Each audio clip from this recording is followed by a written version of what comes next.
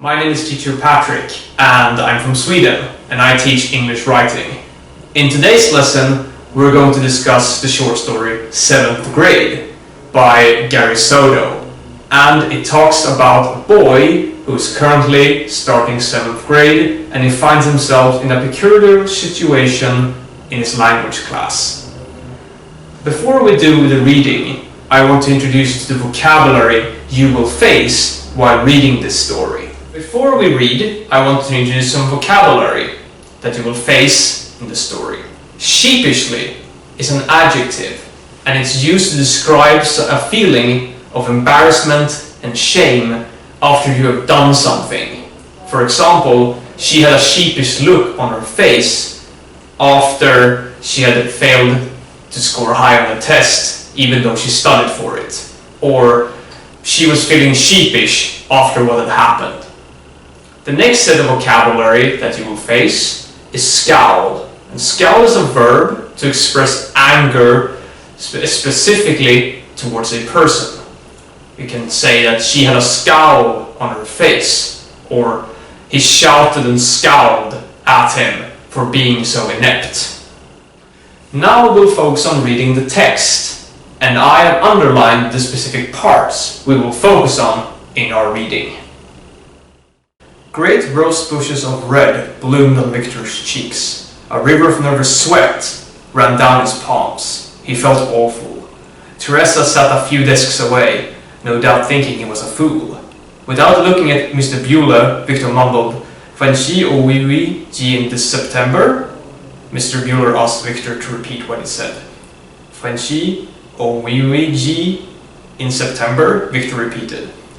Mr. Bueller understood that the boy didn't know French and turned away.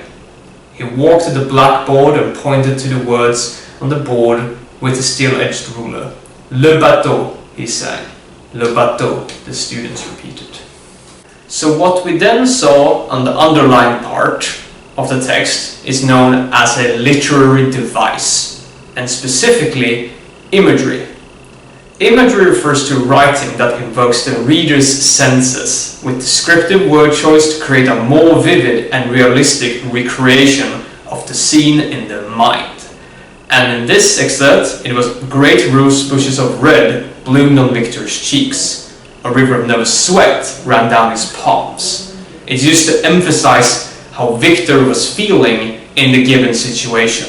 Now I will introduce you how to write a TIEA, a specific paragraph that's used in academic writing.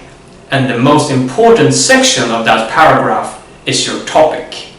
The topic will dictate what you will research in your essay.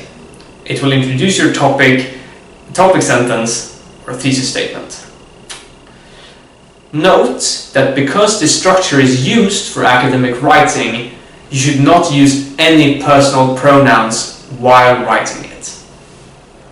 And here is an example of a topic sentence we can use in a TIEA. In the short story 7th Grade, Gary Soto utilizes imagery to convey Victor's utter embarrassment of trying to showcase his language abilities. After you've finished writing your topic sentence, you're going to have to introduce your evidence. And here's the example. After Victor's teacher realizes that his student cannot speak or understand French, Victor feels, : And now after introducing your evidence, you have to cite it correctly using MLA citation. Great rose bushes of red bloomed on Victor's cheeks. A river of nervous sweat ran down his palms. He felt awful. After you have written your topic, introduction, and showcased your evidence, you're going to have to write your analysis. And here's the example. The author adopts vivid imagery by using rosy color to depict Victor's cheeks after being caught, conveying his anxiety. Then, the author also wants to emphasize how sweaty and ridiculed Victor feels during these circumstances. By doing so, Soto successfully delivers the uncomfortable situation that the character suffers. And here is the full paragraph with all the sections in color. It starts in the turquoise with your topic, the red is your introduction, The orange is your evidence, and the deep blue is your analysis. So in today's lesson, we are focused on literary devices and how authors use them to create more emphasis on certain parts in their writing.